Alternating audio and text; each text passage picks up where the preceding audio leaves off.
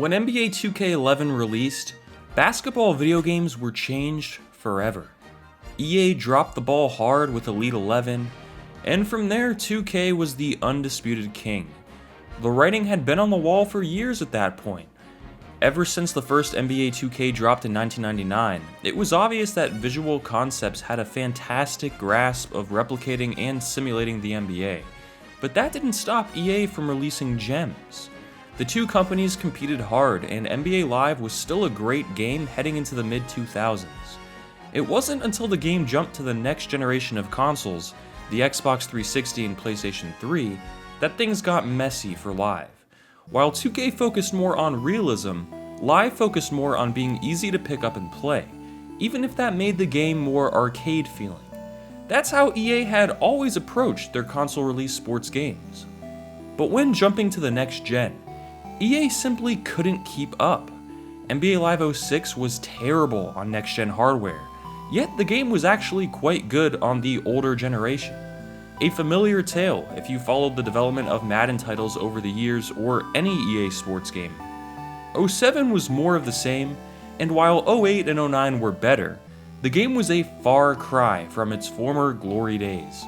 NBA Live was great on older consoles, so why was it so mediocre in 2008? While every year, NBA 2K got better and better. EA didn't seem to know what they were doing, and Live seemed like it was dying. Until something crazy happened. You left for a short while, and you went to the crosstown rivals, the folks down at EA, and you worked on NBA Live. I'm sort of curious, if, without getting too personal necessarily, but why? What made you want to? You've been at 2K for a while. What made you want to try something else? Yeah. Well, I'd only been at 2K for 2 years. So I was there for 2K7 and 2K8 basically. Okay. I got there at the end of 2K6. Yeah. But 7 and 8 were under my belt at that point, and I don't know. I think I hit kind of a rookie wall. I had never been at any company for longer than 2 years, really up until that point, and so I was kind of in this position of like, I wonder what else is out there, and just naively thinking.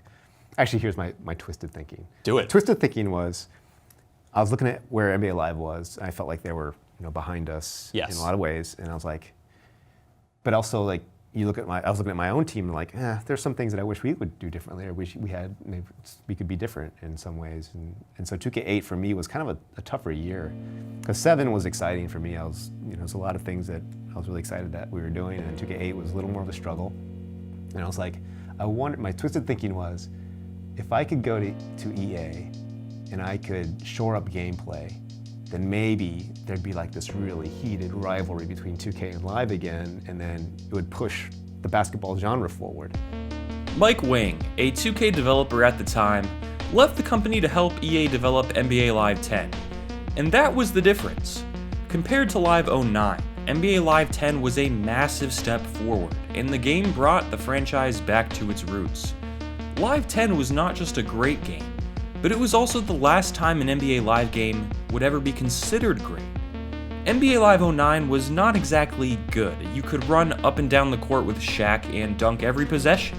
Same thing with Dwayne Wade, or basically any star player. No one could be stopped regardless of their position or the defense.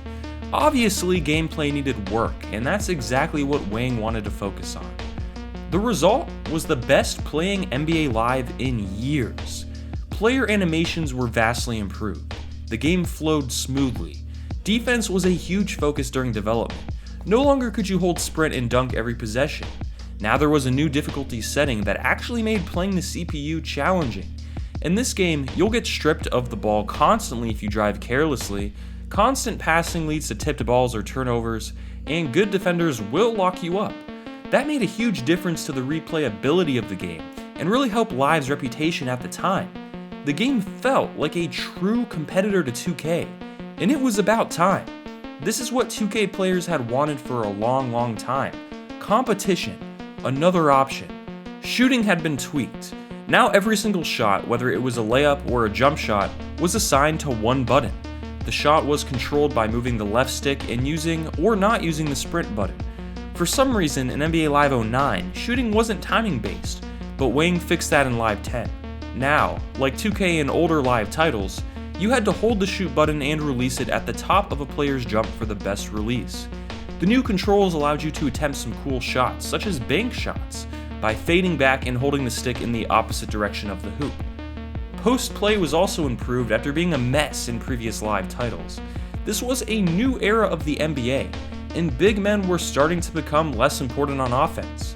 So unless you were using a great player like the cover athlete Dwight Howard, you would not be dominating in the paint like you would have been in previous games.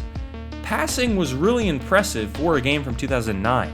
You could actually manually control off-ball players on offense to make cuts to get open. And with the upgraded AI, it was necessary if you wanted to win constantly. That said, the game's AI wasn't exactly perfect. Sometimes players would have a foot out of bounds when the ball was passed to them, and sometimes the refs wouldn't even call it. Sometimes when driving and shooting a quick jumper, your player would automatically perform a much more difficult step back and likely miss. Some animations, such as one where a defender forces you out of bounds, happened way too often and got repetitive fast. That said, no game is perfect, and these flaws are nothing when you compare the great improvements the NBA Live series took from the past few games to 10. In terms of game modes, Live 10 had a ton, including a super fun online mode called Adidas Live Run. 10 players could play online and run a 5-on-5 game. The best part was that there weren't any fouls. It felt like a real game of pickup basketball. You'd form a clan with 4 other players online, and your stats and record as a group were tracked. There was also an online league mode, where you and 29 other players could control a team and play through the NBA. You could start the league off with a fantasy draft, the commissioner could veto trades, and it was a very impressive offering, especially when you realize that this is a game from 2009. Other EA titles such as Madden wouldn't get a comparable game mode until 3 years later. Dynasty Mode was pretty deep, and the game even included a FIBA World Championship mode. The most advertised new game mode was Dynamic Seasons, which was an upgraded version of Live 09's Dynamic DNA. It let you play real NBA games as they happened in real life in real time, and you got to live out your own alternative timeline of the NBA season, like an NBA verse, like the Spider-Man movie. Presentation was phenomenal and felt like a legitimate broadcast. The crowd is loud and roars often. The announcers are Marv Albert and Steve Kerr, which was pretty nice. It had an atmospheric feel to it, and even your bench would go crazy after hitting a tough shot or posterizing someone. Overall, NBA Live 10 was simply a super solid, great sports game. It really didn't do anything wrong. While it was missing a dedicated career mode similar to the new My Player mode in NBA 2K10, it also had a lot going for it that 2K10 didn't. It was a toss-up between the two games, and a lot of people not only bought NBA Live instead of 2K, but they actually loved the game too. Most Live players have fond memories of Live 10, and for a good reason. Mike Wang casually showed up and fixed the franchise, setting it up to be a worthy beast to battle 2K for years to come. The craziest part of this entire story is that NBA Live 10 was the last NBA Live until Live 14. How? After NBA Live 10, Mike Wang left EA and returned to 2K, thinking he had brought Live back to glory, and now there would be a heated competition and rivalry between the two companies. He also missed 2K and immediately regretted leaving, so he was more than happy to be back. Then, EA attempted to release NBA Elite 11. Thanks for watching.